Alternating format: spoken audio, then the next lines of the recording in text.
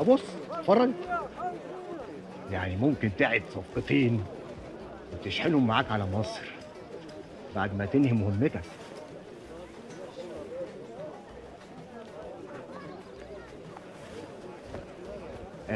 هستأذنك كده اشوف حاجه في السوق وارجع لك على طول.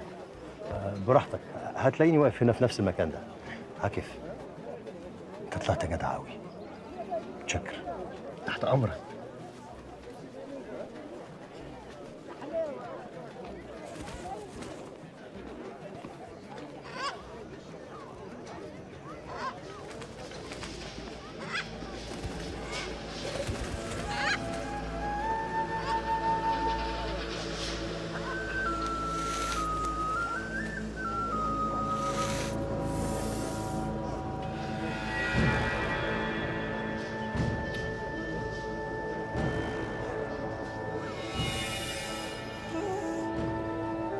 جامد. نعم.